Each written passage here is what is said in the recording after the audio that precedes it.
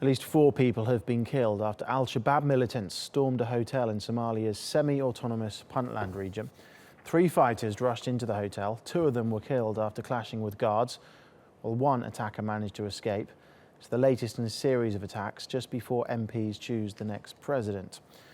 And more than 20 people are running to become Somalia's next leader. Let's take a look at some of those candidates.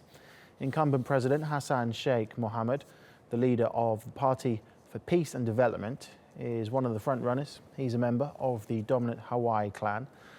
Prime Minister Omar Abdirashid Al-Shabab is his main rival and belongs to the Darod clan, which has produced former presidents. And Sharif Sheikh Ahmed is a former Somali president who also served as leader of the Islamic Courts Union. Well, these are live pictures that you can see from the capital, Mogadishu, and we can get more on this from Matt Bryden in Nairobi. He's the former coordinator for the UN monitoring group on Somalia and Eritrea and joins us now live. Matt, thank you very much for talking to us. How is this presidential race shaping up then? Well, it's very hard to say. We've had 24 candidates, some of which have now dropped out. I think we're now down to about 16 for the first round. And although, as you said, the incumbents, the current president and prime minister, are believed to enjoy an advantage, if neither of them wins 2/3 of the vote in the first round, we go to a second round with 4 candidates then vying for the presidency. And at that point, the election becomes less predictable because blocks of votes can switch very quickly and unpredictably. Hassan Sheikh himself, the current president, was not expected to win the election in 2012, and it came as a surprise to everybody that he did. So it's possible that we'll see a surprise out of this election as well. And what are the main issues that this election is being fought on? What is it that is dividing people? Well, it's not really a policy-based election. To a certain extent, it's based on clan.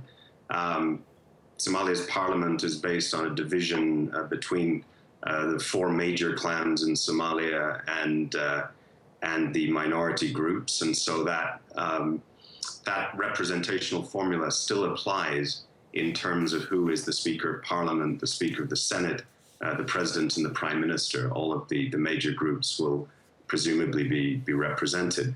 I think what people are looking for is a leader who can provide greater security and move the country forward. We are still in a transition. This is a provisional government based on a provisional constitution.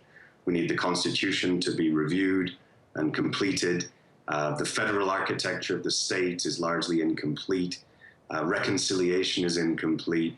And the security sector, the armed forces and the police are very embryonic, they're weak. And so Somalia is dependent on African Union forces to keep the peace in much of the country. And so I think the electorate, the members of parliament who will vote, are looking for a leader who in the next 4 years can take the country forward and make it stand on its own. You mentioned the word security there. Obviously, we've mentioned the threat as well of Al-Shabab and the threat that terror is posing. Is that one of the main issues that's being debated here?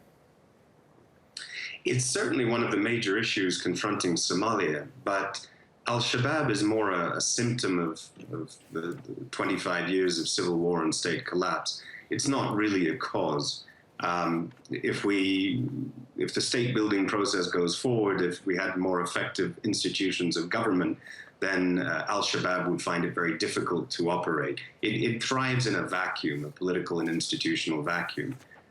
It's actually quite a small group, several thousand members, but because of the weakness of government institutions across Somalia, it has great freedom of action. So the real key here is to build a government that reflects some form of national unity, that can put down roots and bring people into the political process. That will leave Al-Shabab much less oxygen and much less space to operate.